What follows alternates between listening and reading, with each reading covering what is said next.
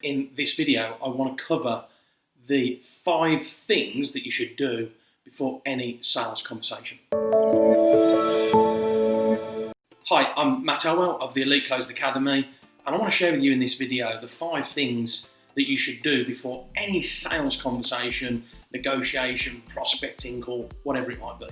So I've just written a book called Open with a Close. Hopefully you've already got your free copy. In that book, we teach a 12-point system to close deals consistently. Now, out of the 12 points, the first 5 points that we cover are for you. And that's what I want to share right here, right now. So you, the professional salesperson, before you enter into a conversation, you've got to make sure that your confidence, your certainty is really high.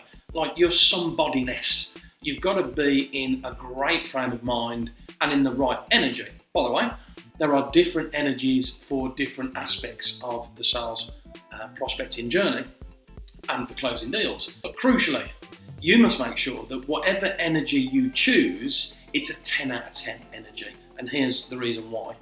If your energy is a 9 out of 10, the prospect, the person sitting the other side of the desk, is 3 less. They're a 6, and 6 out of 10s never buy. So it's critical that you get this bit right. Now, the reason why having these 5 questions in your locker is helpful is it affects your state of mind, and obviously, depending on the state of mind that you're in, outcomes are affected by how you feel inside. And remember, how you feel inside is a choice internally. So nothing external can actually change how you feel inside. Think about that for a minute.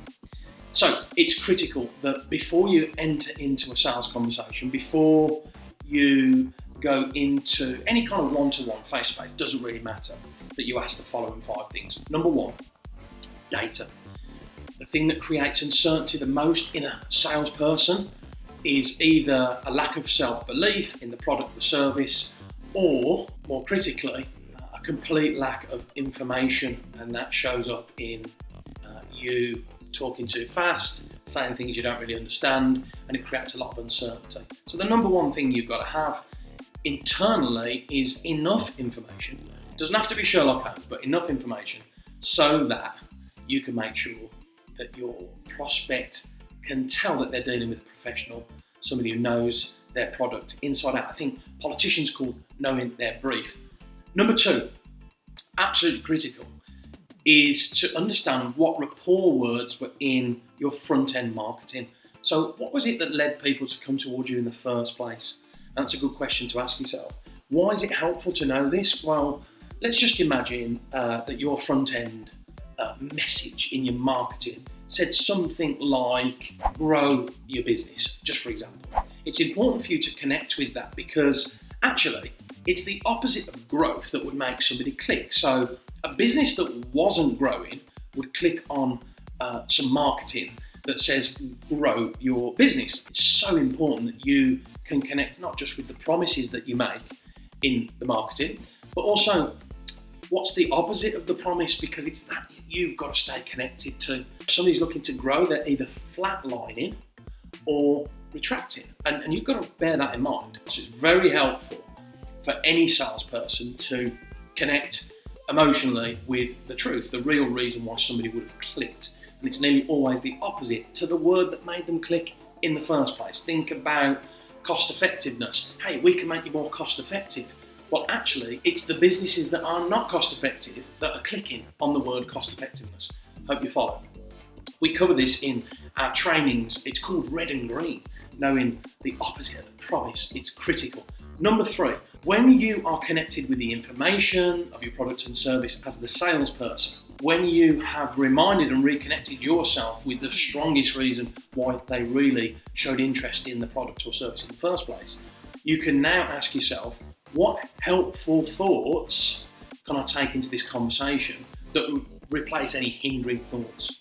That's question number 3, helpful thinking as opposed to any hindering thoughts. And salespeople, let's be honest, there's plenty of hindering thoughts that we all have. And if you don't have them, you're just not human. But it's important when they show up that you utilize them as a strength, think through any hindering thoughts and move towards helpful thinking before you have a conversation. Number 4, possibly the most critical question, What is my outcome of this conversation? You must have an outcome. Here's the reason why. If I was about to fly a plane off the tarmac all the way to Sydney, Australia, if I'm the pilot, if I know exactly where I'm going and I'm on track and I set all the systems to go there, we'll get there. If I'm 1 millimeter off my outcome, guess what happens over time? We move away from the outcome. And this is why you have to be totally and utterly clear on your number one outcome. Never, ever, ever have 2 outcomes or 3 outcomes. Don't be the person that says, hey, I'll just make a quick call.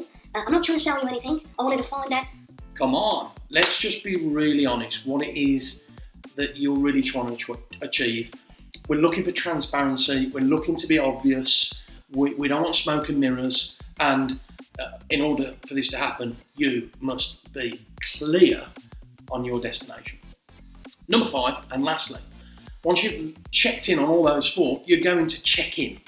Number 5 is called check-in. So the question is, from the 4 questions I've just asked myself, now I'm going to check in from all the information I've just got from the 4 questions I'm going to ask myself.